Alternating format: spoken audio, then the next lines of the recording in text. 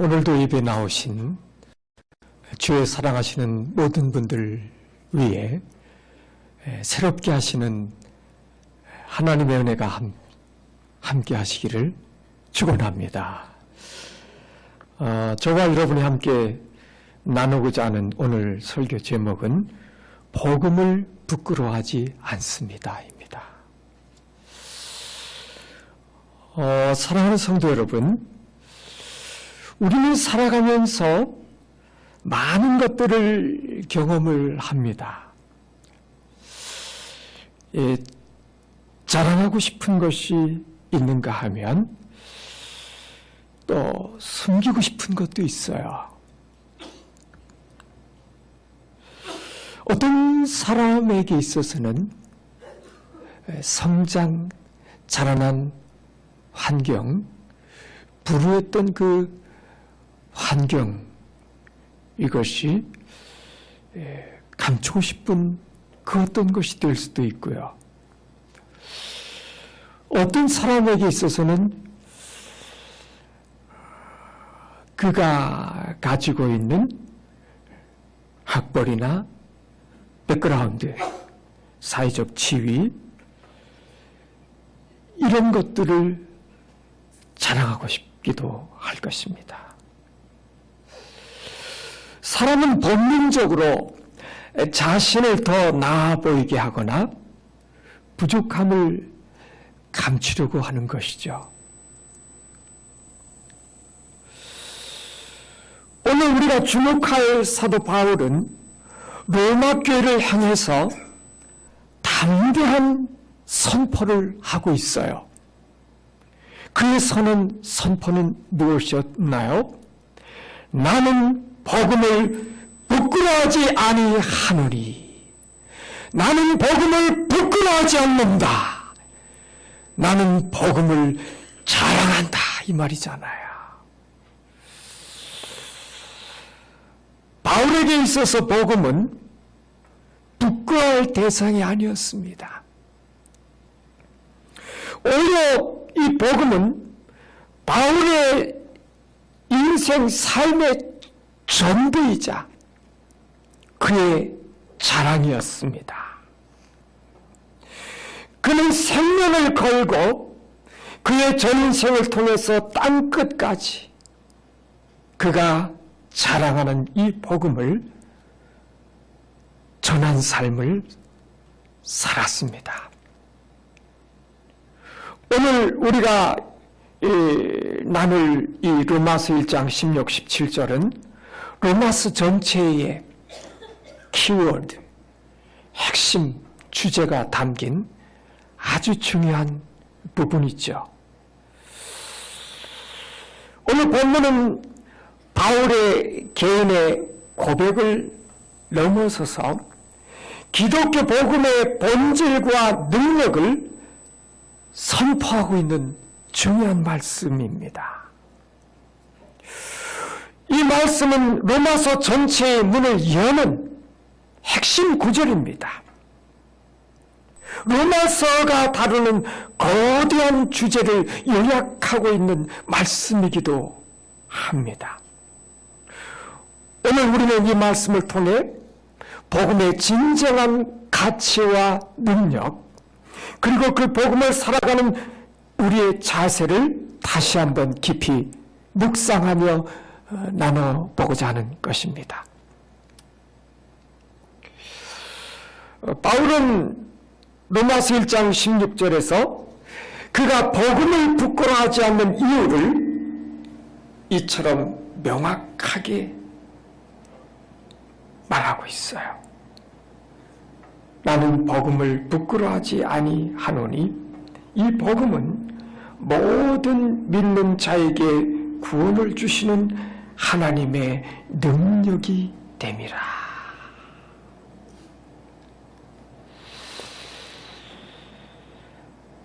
바울은 복음이, 그가 믿고 전해온 이 복음이 단순한 정보나 도덕적 가르침이 아니다 말하고 있어요.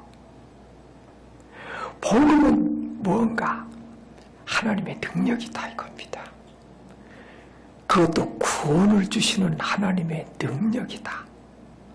그것도 모든 믿는 자에게 구원을 주시는 하나님의 능력이기 때문에 부끄러워하지 않는다는 것이죠. 복음은 무엇이라고요? 영적으로 죽어진 자들을 살리는 생명의 능력이다 하는 것입니다. 이 복음은 어둠과 절망 속에서 방황하는 이들을 인도하는 진리의 빛이 되시고요. 우리의 삶의 근본을 뒤흔들고 우리 인생 전체를 새롭게 창조하시는 창조의 능력이다 하는 것입니다. 여러분의 능력은 인간의 지혜나 노력으로는 결코 만들어낼 수 없는 초자연적인 힘입니다. 이것은 하늘로부터 오는 하늘의 능력입니다.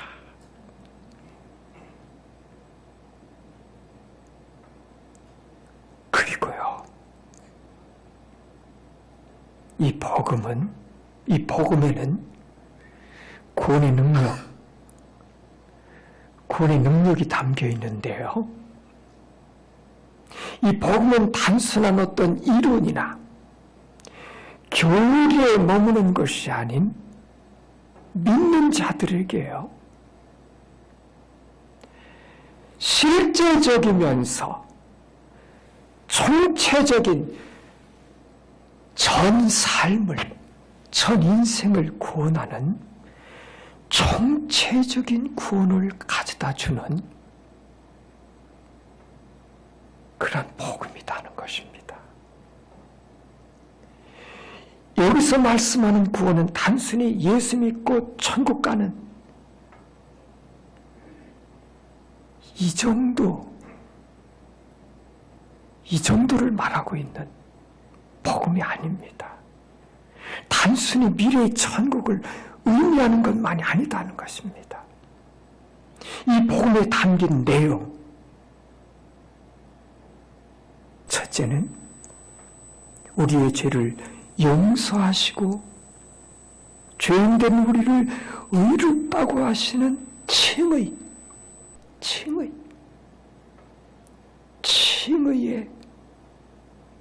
능력, 은혜가 이 복음 속에 있고요. 그리고 성령의 능력으로 우리의 삶을 거룩하게 변화시켜 가시며 주님을 닮아가게 하는 성화의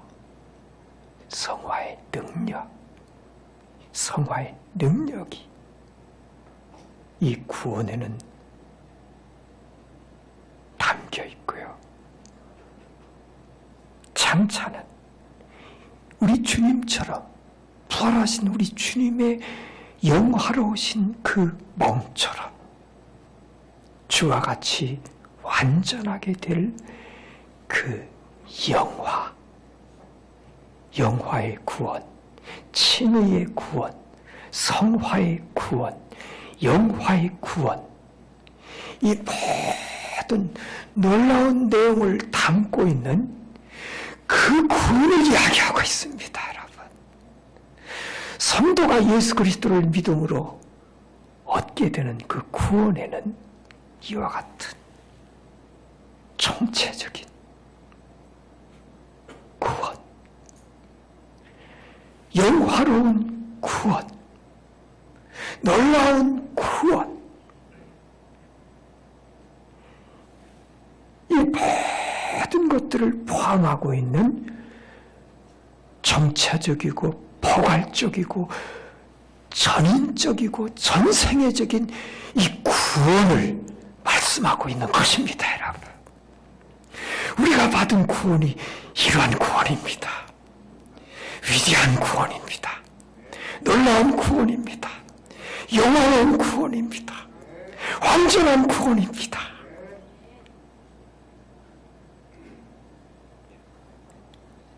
이 복음은 과거의 죄악으로부터, 현재의 고통과 시험으로부터, 궁극적으로는 죽음과 영원한 심판으로부터 우리를 구원하시는 유일한 길인 것입니다. 자랑할 만하죠. 자랑할 만하죠. 영원히 찬양할 만하죠.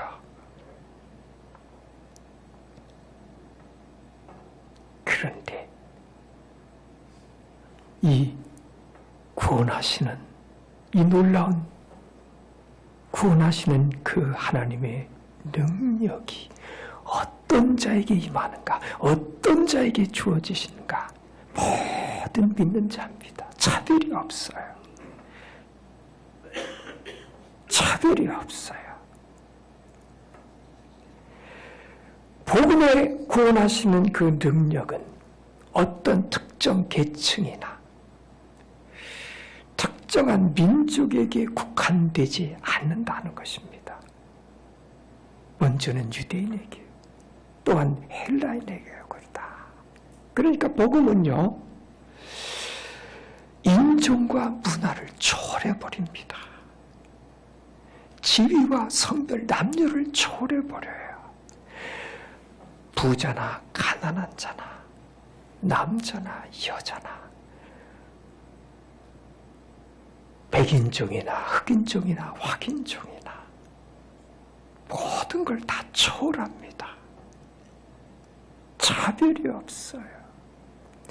자유인이나 종이나 유대인이나 이방인이나 모두에게, 모든 믿는 자에게 동일하게 적용되는 복음, 동일하게 임하는 복음이올시다. 이 복음 앞에서는 그 누구도 자기의 배격이나 능력을 자랑할 수 없어요. 누구도 차별하지 않습니다, 여러분. 이 복음이 19세기 말 조선에 들어왔을 때 중인계층, 하층민들이 대체적으로 이것을 먼저 받아들였어요. 사회적으로 소외된 사람들, 소외되었던 사람들이 이 복음을 먼저 앞서서 받아들였습니다. 지역적으로도요, 저 서북쪽, 평안도, 함경도, 한국 역사 속에서 보면 차별받던 지역입니다. 그쪽에서 먼저 복음을 먼저 받아들입니다. 그런데 후에는 이제 양반 계층으로 또 이게 올라가죠. 그러니까 주인과 종이 같이 예배하는, 신분적으로 한국에도 그런 일이 이제 벌어졌었던 거죠. 모든 걸 초월합니다. 복음은 모든 인간에게 차별 없이 열려있는 하나님의 은혜로운 초청입니다, 여러분. 오늘날 우리는 어떤가요? 세상은 물질주의와 성공지상주의와 향락주의로 가득합니다. 기독교 신앙을 시대에 뒤떨어진 것으로 여겨요. 미신적인 것으로 조롱하기도 합니다. 이번 여름 사경에 통해서 우리 청소년들 복음화율이 3.8%라고 그랬죠. 우리 신 교수님 통해서. 복음을 받아들인 이는 그 퍼센테이지가 5%면 미전도 종족이라고 그랬잖아요. 미전도 종족. 한국의 청소년들은 미전도 종족, 선교 대상지라고. 그러니까 이 자랑스러운 복음, 영화로운 복음, 능력의 복음, 구원의 복음, 이 놀라운 복음을 믿고 이 보화, 복음의 보화를 가지고 살아가는 천국 시민들을 조롱하고 뒤떨어진 사람들로 우습게 여기고, 지금 시대가 이런 시대예요. 그러다 보면 예수 믿는 우리도 복음을 부끄러워하기 쉽지 않아요. 종교다원주의. 구원이 꼭 예수를 믿어야만 구원받을 수 있나? 아니다. 구원의 길은 여러 갈래. 이 종교다원주의. 그러나 성경은 구원의 길은 오직 예수밖에 없는 것. 복음의 유일성, 구원의 유일성, 그리스도의 유일성을 분명하게 못 받고 있습니다, 여러분. 예수 안 믿는 자들 불쌍히 여겨야 돼. 그들을 부러워한다. 이거는 뭔가 잘못된 거예요. 바울은 뭐라고 외칩니까? 나는 복음을 부끄러워하지 않습니다. 나는 복음을 부끄러워하지 않습니다. 로마 교회를 향해서, 로마 제국을 향해서 선포하고 있어요. 바울은 인간적으로는 식민지 백성이에요. 식민지 출신이에요. 물론 로마 시민권을 가지고 있지만 자, 로마의 변방 출신입니다. 식민지 출신이에요. 로마는 세계를 제패한, 세계 제국을 건설한, 힘을 자랑하고 군사력을 자랑하고 법을 자랑하고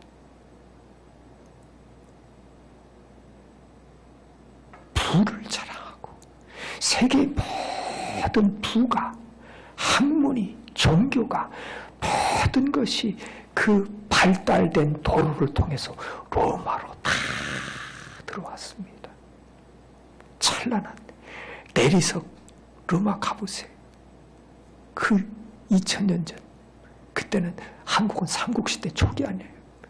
그런데 로마는 그 당시에 상수도, 하수도, 대리석, 건축물에 상상이 안 되는 문화, 문명을 건설하고 휘황찬란한 제국을 건설하고 세계를 호령했던 나라입니다. 기가 죽을 수 있어요. 전혀 기 죽지 않아요. 번쩍이던 영광의 제국, 부를 자랑하고 힘을 자랑하고 완비된 법률을 자랑하고 지혜를 자랑하고, 그들 앞에 갈릴리에 오신 저주의 나무 십자가에 달려 무력하게 죽어간 십자가의 한 사형수를 그리스도로, 하나님으로 믿는 저 이상한 종교, 우습게 여길 수 있잖아요.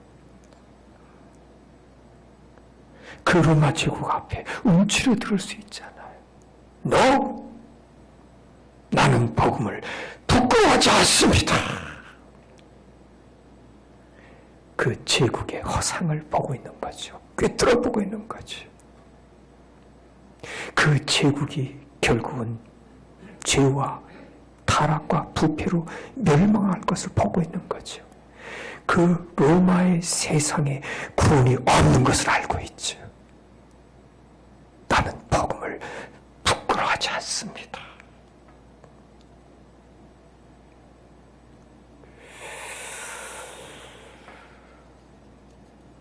로마서 1장 17절은 복음의 본질 속으로 더 깊이 들어갑니다. 복음에는 하나님의 의가 나타나서 믿음으로 믿음에 이르게 하나니 기록된 바 오직 의는 믿음으로 말미암아 살리라. 복음 속에는 하나님의 의가 나타나 있다고 말하고 있어요. 여러분이 하나님의 의는 이 바울 신학에서 아주 핵심적이고도 심오한 개념, 중요한 개념.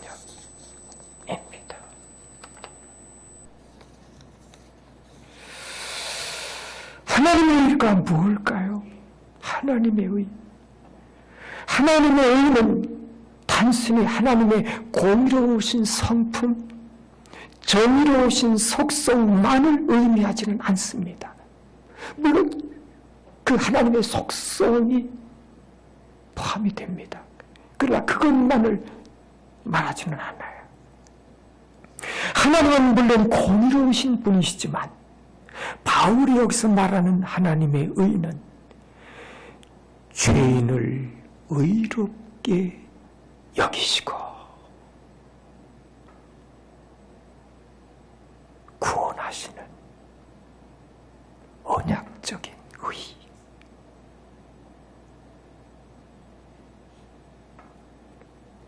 그 의를 얘기해요.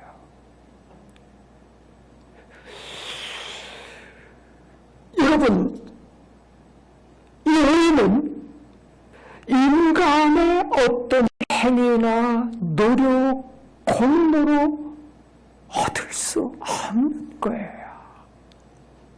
죄는 뭐죠? 하나님과의 관계를 깨트린 겁니다.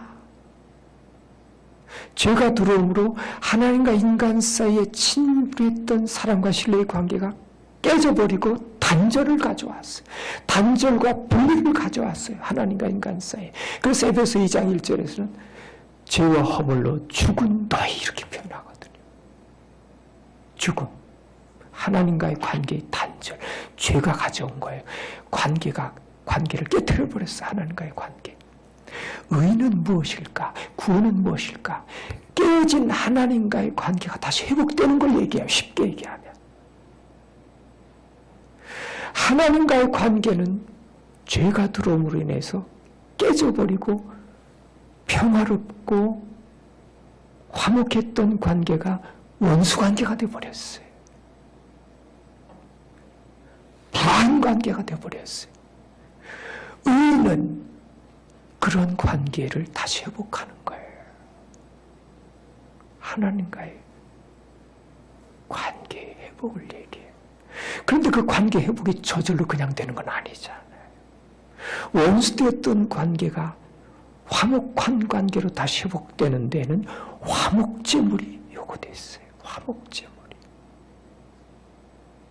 그 화목제물로 드려진 것이 누구였죠? 하나님의 어린 양 예수 그리스도. 구약에서는 속죄제물들, 화목제물들이 드려졌는데, 보라 세상죄를 지고 가는 하나님의 어린 양이로다.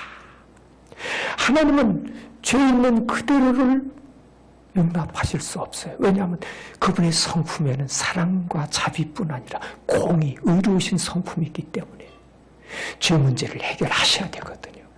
깨진 관계, 원수된 관계가 회복되려면 이 죄 문제, 원수된 관계, 죄로 인해서 깨진 관계가 해결돼야 되는데, 그래서 십자가, 예수님의 십자가, 그 십자가는 대속의 십자가였잖아요. 죄인된 나를, 우리를 대신한 십자가였잖아요. 하나님은 죄에 대한 그 진노와 심판과 저주를 죄인된 우리에게 쏟으신 것이 아니라 하나님의 어린 양 예수 그리스도에게, 십자가에 달리신 하나님의 어린 양 예수님에게 죄에 대한 심판, 진노, 저주를 쏟아부으심으로 죄는 예수 그리스도에게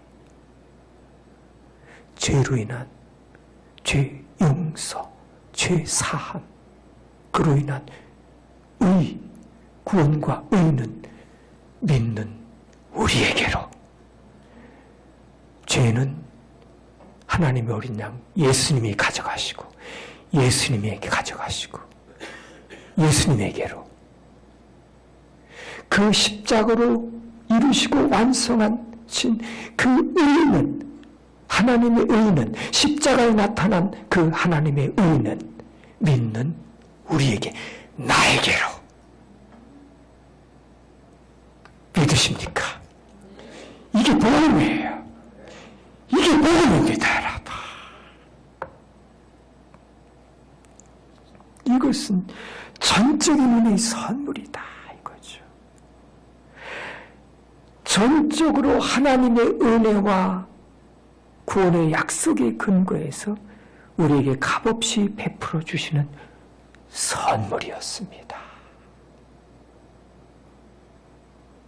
구원은 하나님의 그래서 선물, 하나님의 의, 선물로 주신 거예요.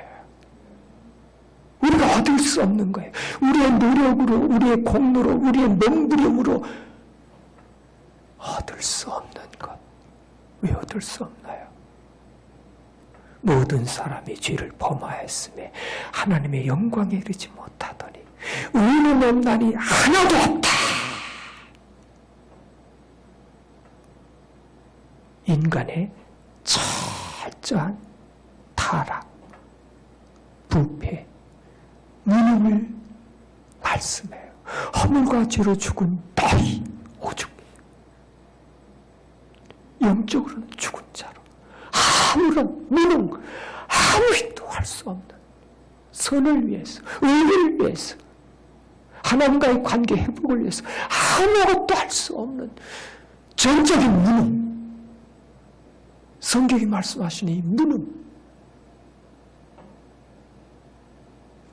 이 의는 하나님의 의예요. 하나님의 기준입니다. 인간의 기준이 아닌 하나님의 의예요. 하나님의 기준이에요. 인간이 하나님의 기준에 맞출 수 있을까요? 하나님의 의에 도달할 수 있을까요? No! 불가능이잖아요.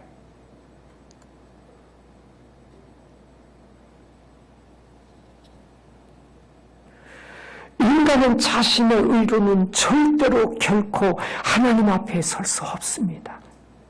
그런데 하나님께서는 자신의 의를 십자가에 예수 그리스도를 통해서 그 주님을 보시고 그 십자가의 그리스도를 믿는 자들에게 그 의를 값없이 은혜로 주심으로 우리의 모든 죄를 용서하시고 우리를 하나님의 고귀한 자녀로 삼아 주셨더라. 아멘입니다. 기독교는 은혜의 종교입니다. 종교라는 말이 개념 베이스에는 인간의 어떤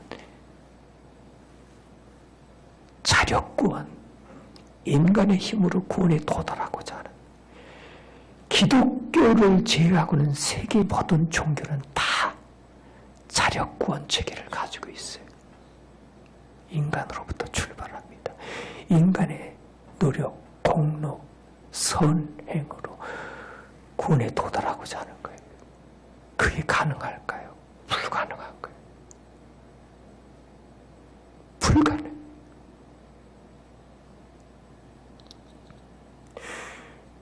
믿음으로 예수 그리스도의 십자가를 통해 우리에게 전가되는 의, 그게 여기서 말씀하시는 하나님의 의입니다. 그 의는 십자가를 통해서 우리에게 주어진 것입니다. 십자가를 통해서 우리에게 왔습니다. 십자가 붙드셔야 됩니다, 여러분. 나를 바라보면 여전히 나는 못 미쳐요. 안 돼요. 인간의 자기 의로는 절대로 이것이 가능하지 않습니다. 십자가 붙으셔야 됩니다. 십자가 바라보셔야 됩니다.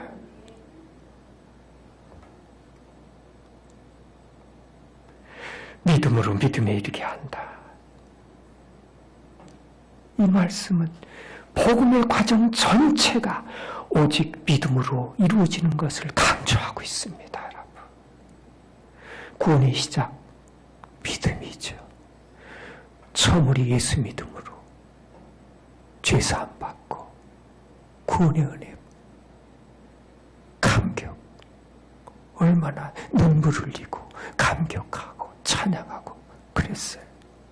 그런데요, 그러면 그 다음에는 내 실력으로? No. 그 다음에는 내 실력도 성화의 과정도 믿음. 무슨 얘기죠? 하나님의 은혜, 십자가의 은혜, 십자가의 능력, 성령의 도우심, 이 전부 하나님의 은혜, 하나님의 능력, 의지에서 가는 겁니다, 여러분. 성화도. 내 힘, 너. 성화의 과정, 영적 성장, 성숙, 이것도 믿음. 내 의, 인간의 의, 인간의 공로, 너. 구원의 완성, 영화. 구원의 완성도 완성에 이르기까지 여전히 믿음. 그래서 종교개혁자들은 오직 은혜, 오직 믿음, 오직 그리스도, 오직 성경, 오직 하나님께 영광, 화이브 솔라. 따라합시다. 오직 은혜, 오직 믿음, 오직 그리스도, 오직 성경, 오직 하나님께 영광, 오직 은혜, 오직 믿음, 오직 그리스도. 이것은 우리가 예수님 처음 만나고 구원받은 그때부터 하나님의 나라에 들어갈 때까지 성도의 생애 전체를 통해서 하나님의 은혜 없이는 살 수 없습니다, 여러분. 성도의 성화 가능하지 않아요.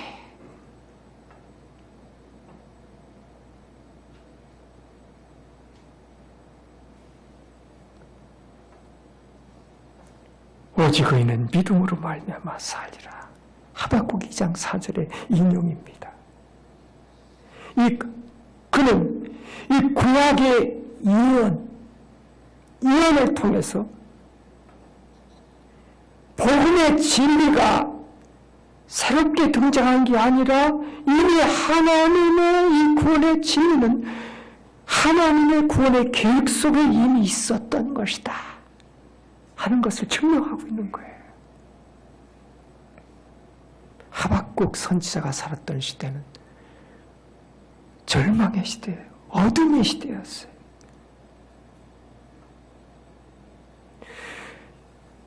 그 절망적인 시대 속에서 하나님께서는 의로운 자가 환난 중에서도 오직 믿음으로 하나님을 신뢰함으로 살 것이라고 말씀하셨어요. 이 메시지를 주신 거예요. 바울은 이 원리가 예수 그리스도의 십자가와 부활을 통해서 성취된 그 복음에도 동일하게 적용된다고 강조하고 있는 거예요. 구약 성도들 동일하게 믿음으로 구원, 신약 성도 물론 믿음으로 구원.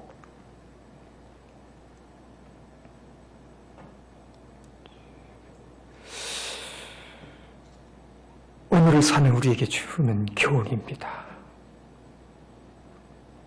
오늘 우리가 여러분과 함께 나눈 그 로마서 본문은 2000년 전 사도 바울의 개인의 고백이나 개인의 선언에 그치지 않습니다.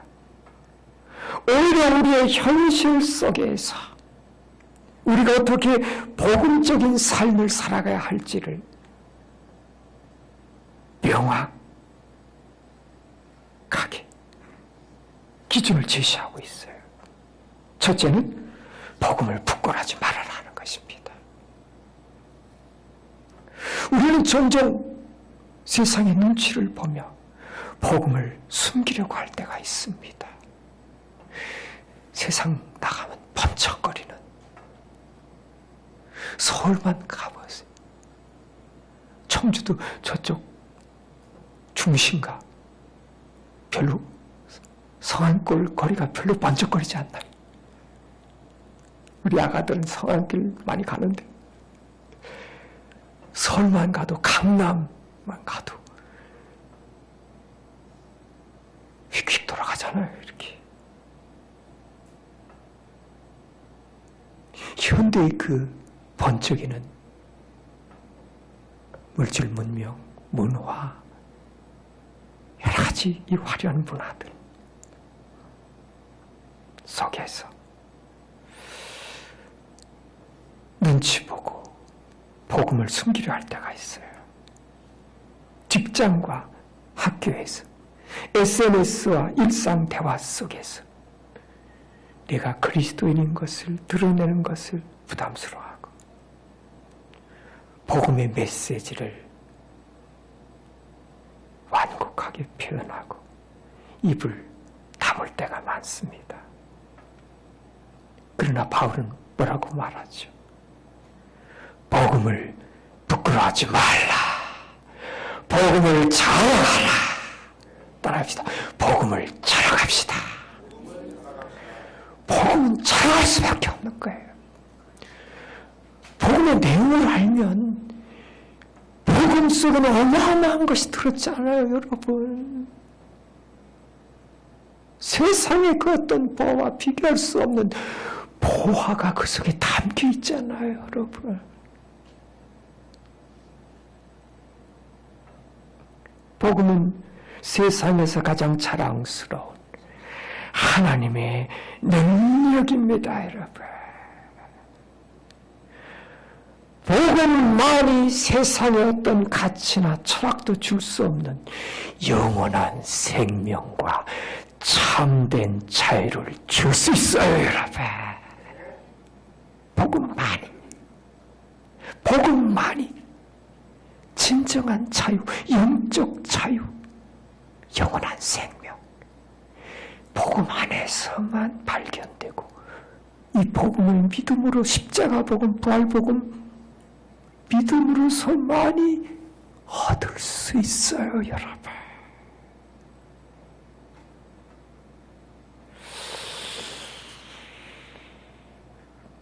여러분, 우리는 예수 그리스도 안에서 하나님의 자녀들이 됐습니다.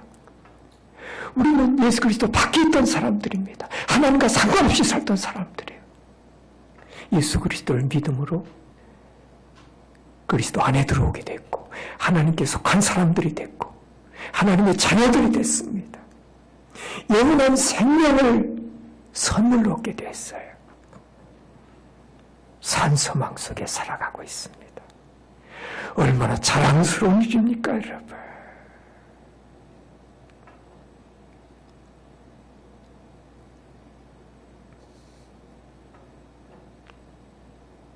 믿음으로 살아가라는 것입니다. 믿음은 단순한 교리가 아니에요. 믿음은 단순한 어떤 감정적인 경험이 아닙니다. 믿음은 우리의 삶을 이끌어가는 강력한 삶의 방식입니다, 여러분. 경제적인 어려움이 다가올 때, 건강의 문제로 고통받을 때, 인간관계의 갈등 속에서 좌절할 때, 우리는 세상적인 해결책을 찾기 쉽습니다. 절망에 빠지기 쉬워요. 그러나 오늘 성경 본문은 우리에게 믿음으로 사는 삶을 선택하도록 말씀하고 있습니다, 여러분. 우리의 연약함, 부족함에도 불구하고 하나님은 우리를 예수 그리스도 안에서 의롭다고 여기시고 보면 의롭지 않았어요. 의롭다고 여기시고 이 구원을 하나님의 의를 하나님의 선물로 주셨어요. 그래서 우리가 그분의 약속을 붙들고 나아갈 때 세상의 어떤 어려움 속에서도 흔들리지 않고요. 평안함과 담대함을 누릴 수가 있는 것입니다.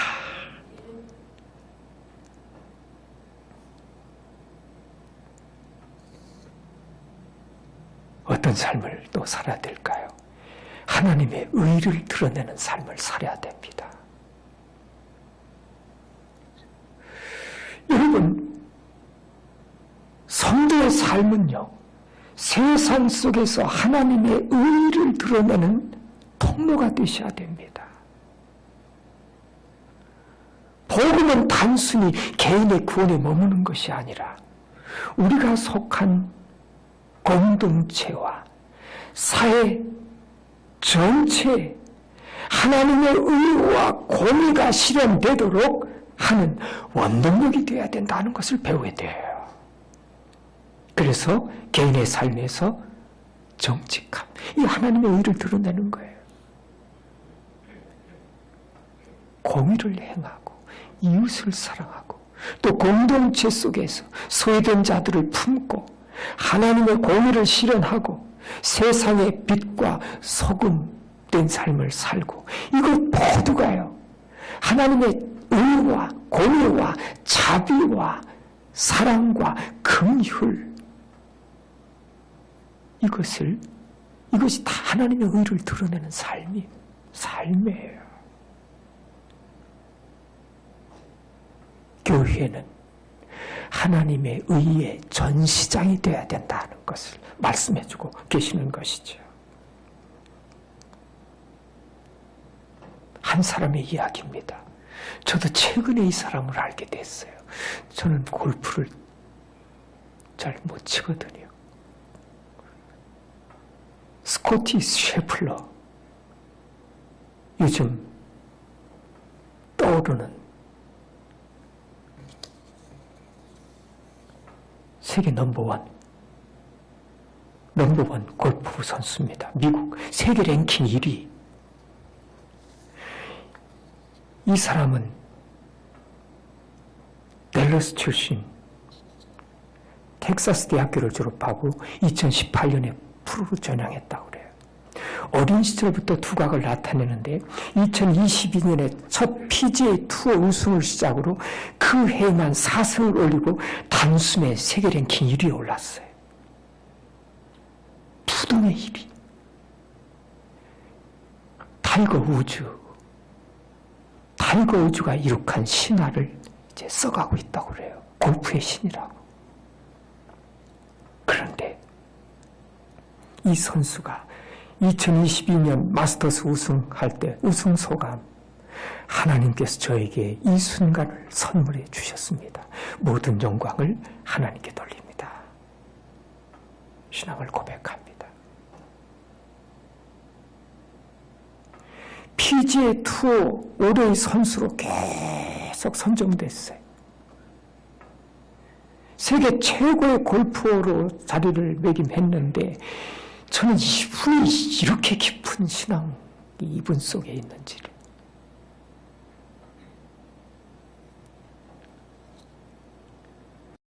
모든 것은 하나님께서 허락하신 것입니다.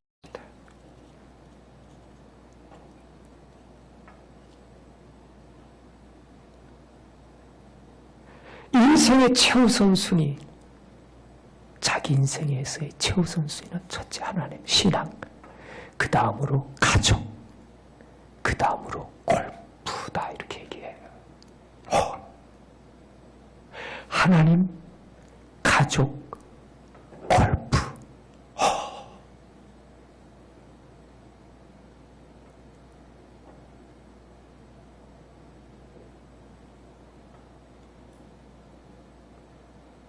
골프는 하나님의 영광을 드러내는 도구입니다, 이렇게 얘기합니다.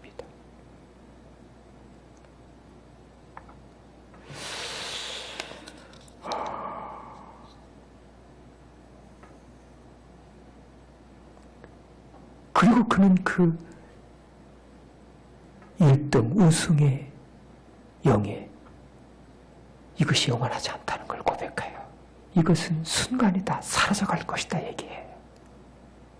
거기에 자기는 인생을 걸지 않는다고 얘기해요. 자기 인생의 목적은 예수 그리스도에게 있다고 얘기합니다.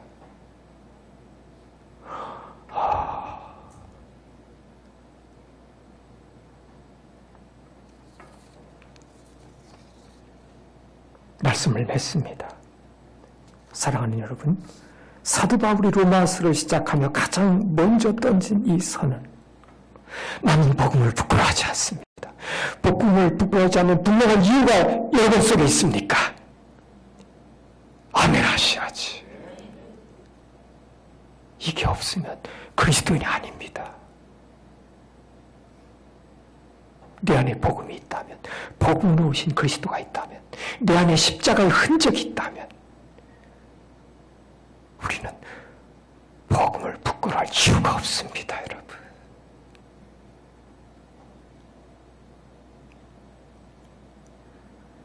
(2000년) 전 바울의 고백이 오늘 우리 한 사람 한 사람의 신앙 고백이 되기를 축원합니다.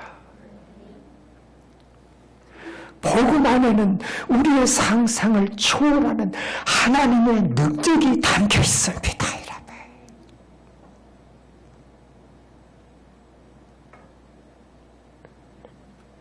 이 능력이 우리를 죄로부터 구원하고요, 세상의 유혹을 이기게 하고요, 영원한 소망 가운데 살아가게 하는 것입니다.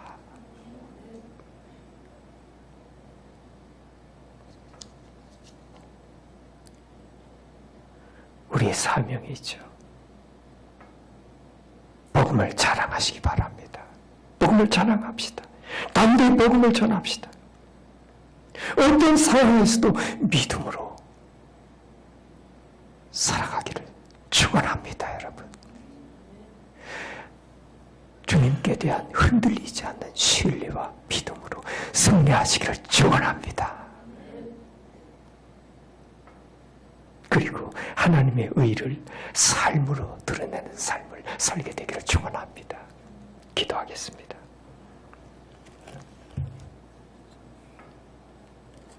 내가 복음을 부끄러워하지 아니하노니 이 복음은 모든 믿는 자에게 구원을 주시는 하나님의 능력이 됨이라. 복음에는 하나님의 의가 나타나서 믿음으로 믿음에 이르게 하나니 기록된 바 오직 의는 믿음으로 말미암아 살리라 함과 같으니라.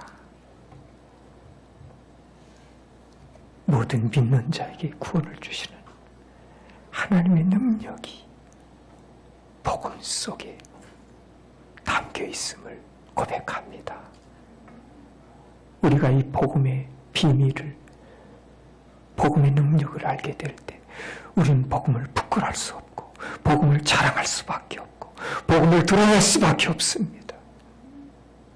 복음을 믿는 성도의 신분을 자랑하고 드러낼 수밖에 없습니다.